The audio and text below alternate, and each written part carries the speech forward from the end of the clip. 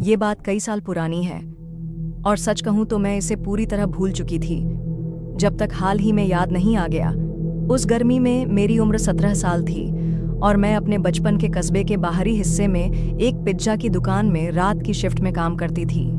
मुझे ये काम खास पसंद नहीं था, लेकिन पैसे भी नहीं थे और अगर बेरोजगार रहती तो माँ बाप मुझे जीने नहीं देते, इसीलिए शिकायत करने का सवाल ही नहीं था। वैसे भी ये उन नौकरियों में से थी जो आप मजबूरी में करते हो, क्योंकि कहीं और नौकरी मिल ही नहीं रही होती। धीमी शिफ्ट्स, चिपचिपा यूनिफॉर्म और एक पुरानी सी डिलीवरी कार जो चढ़ाई पर आते आते हाँफ जाती थी। अच्छा ये था कि मुझे अपनी गाड़ी इस्तेमाल नहीं करनी पड़ती थी, वरना और मुसीबत होती। और हाँ, ये शायद ज्यादा मायने नहीं रखता, लेकिन जिक्र करना जरूरी है, पिज्जा का स्वाद सच में बेहद खराब था। मुझे आज तक समझ नहीं आता कि लोग वहां से क्यों ऑर्डर करते थे।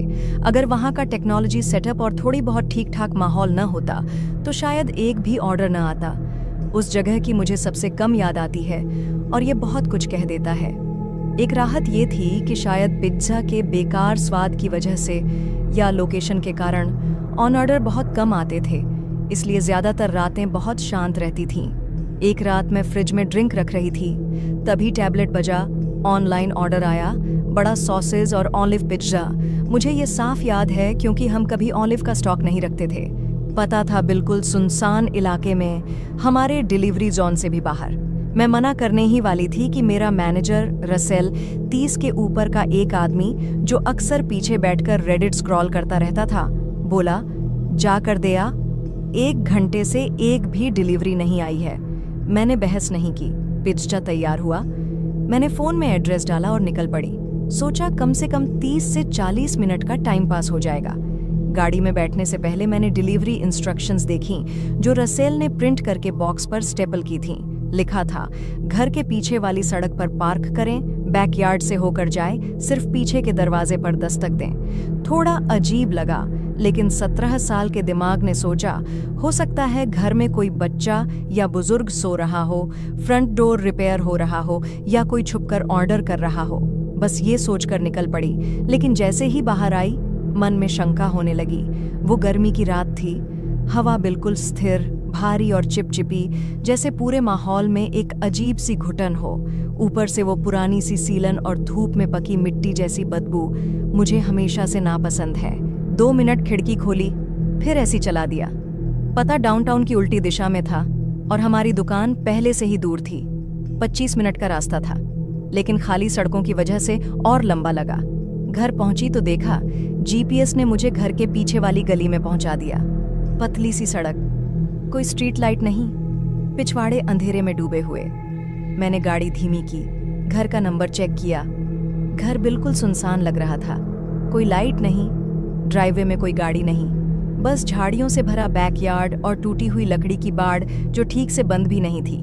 फिर भी इंस्ट्रक्शंस के मुताबिक गाड़ी किनारे पार्क की, पिज्जा उठाया, टॉर्च ली और बैकयार्ड की तरफ बढ़ी। पीछे का दरवाजा पुराना सफेद, ऊपर छोटा सा कांच जिस पर सस्ता पर्दा लगा था। दस्तक दी, कोई जवाब नहीं। दूसरी बार दस्तक दी, फिर भी चुप्पी। मैं तीसरी बार दस्तक देने वाली थी, तभी पर्दा हल्का सा हिला, बस एक झटके में, जैसे किसी ने उंगली से छुआ हो। मैं खड़ी रही, उम्मीद थी अब दरवाजा खुलेगा, लेकिन तभी 2 बिना नंबर प्लेट वाली गाड़ियां मेरी गाड़ी के पीछे आकर रुकीं। पहले लगा कहीं मैं घुसपैठ में तो नहीं पकड़ी जाऊंगी, लेकिन एक गाड़ी से एक आदमी उतरा, साधारण कपड़े और हाथ में बैज, अंडरकवर पुलिस। उसने मुझे इशारे से बुलाया, मैं गई। उसने बस इतना कहा, गाड़ी में वापस जाओ और इंतजार करो। मैं वापस जाकर बैठी और देखा कम से कम 5 अफसर थे, सब टॉर्च लेकर घर के चारों तरफ चुपचाप घूम रहे थे। कोई दस्तक नहीं, कोई आवाज नहीं, जैसे चोरी छुपे हों। एक अफसर ने पीछे का हैंडल दबाकर देखा, लॉक था। उसने बस सिर हिलाया और पीछे हट गया। कुछ देर बाद वही पहला अफसर लौटा, पिज्जा बॉक्स देखा, हल्की सी सांस ली और बोला कि इस घर पर पुलिस की जांच चल रही है और वो लोग निगरानी कर रहे थे। और मैं ठीक उसी समय पहुंच गई जब वो लोग अपनी गाड़ियां बदल रहे थे। उसने ऑर्डर डिटेल देखी, नाम जेरी था, नंबर लिखा और बोला, तुरंत निकल जाओ। मैं थोड़ी खींची हुई थी, बॉस को कैसे समझाऊंगी ये सोच रही थी, लेकिन कुछ कर नहीं सकती थी। वापस आते हुए एहसास हुआ, अगर पुलिस वहां नहीं होती तो पता नहीं क्या होता।